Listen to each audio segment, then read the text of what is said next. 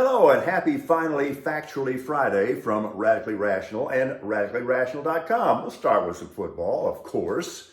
You know what I like about NFL football? NFL football.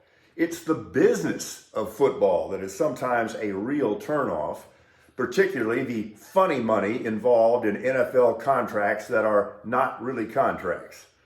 Wow. Okay, so here's what certain future Hall of Fame linebacker Bobby Wagner got in exchange for making 140 tackles, recording a career-high 6 sacks, intercepting 2 passes, earning second-team All-Pro honors, and starting all 17 games for the Rams. Released. That's what he got. He got released by the Rams, although they're saying it was a mutual agreement. Now, Wagner is, of course, a cap casualty, and here's the big NFL paradox. The longer you play, the better you play, the better you are, the larger your contract. The larger is your non-contract contract.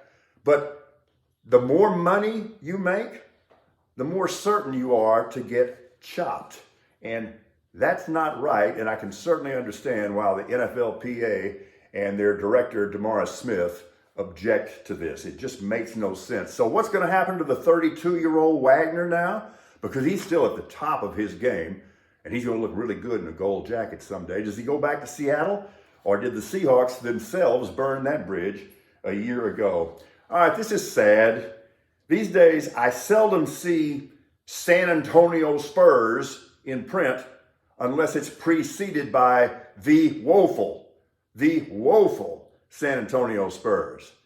And woe is them for sure. My goodness, that losing streak has stretched to 15 games and they've lost 20 of their last 21. All I can say, I never quote Billy Joel, but we took the good times. We got to take the bad. All right, it was 1 year ago today that Mr. Putin launched his war in Ukraine. And he was thinking it would be wrapped up in about a week. And here we are 365 days later, and we can't even see the beginning of the end. What has happened is that the United States and NATO and the West, they've given Ukraine just enough armaments and support to avoid losing.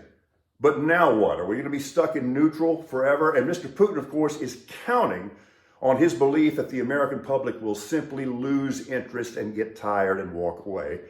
And there's historical evidence that he might be right.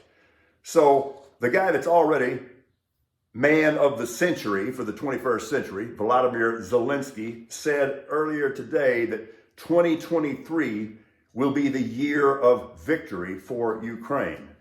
Well, the United States is going to have a lot to say about that prediction, and now, predictably, so will China. And that's been my biggest concern all along. It's true that wacky Fulton County grand jury forewoman, it's true that she didn't break any laws.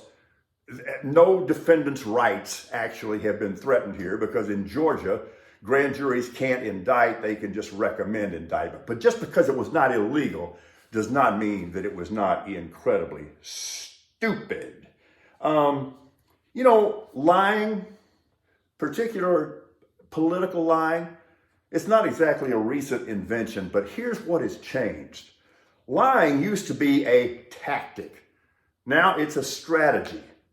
Lying, however disgusting, used to be part of the job. Now it is the job. There is nothing more to the job than lying. Failure to lie or mere hesitation to lie is now viewed as disqualifying. It's part of your job. Want some examples? Fox News, they've all admitted it.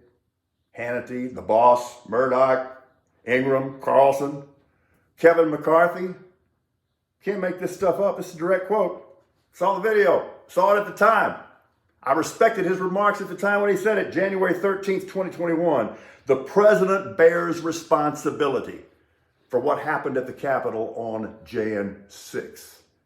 But this same Kevin McCarthy now just turned over 40,000 hours of Capitol security video to Tucker Carlson, noted propagandist, Tucker Carlson, Leni Riefenstahl, Tucker Carlson, so that Carlson can edit and patch together a phony baloney video that not only denies that the president was responsible, but denies that there was a riot in the first damn place. Can't make that up. And there's going to be a specific, special cult certificate of achievement for that Republican former attorney general in Arizona who had incontrovertible, irrefutable evidence that Trump's big lie was in fact a big lie, and he withheld that information and poured gasoline on our national five-alarm fire that is still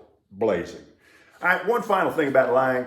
I can't say I was watching that Murdoch murder trial yesterday. I wasn't really watching, but it was on while I was working.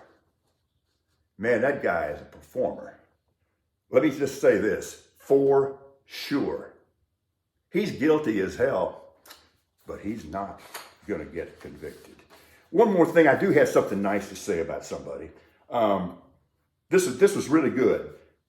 That statement by the NTSB chair, Jennifer Homendy, in assessing the toxic Ohio train wreck. I love this quote. There is no accident. Every single incident we investigate is preventable. Well, unless a certain orange former president rolled back regulations that would have prevented it.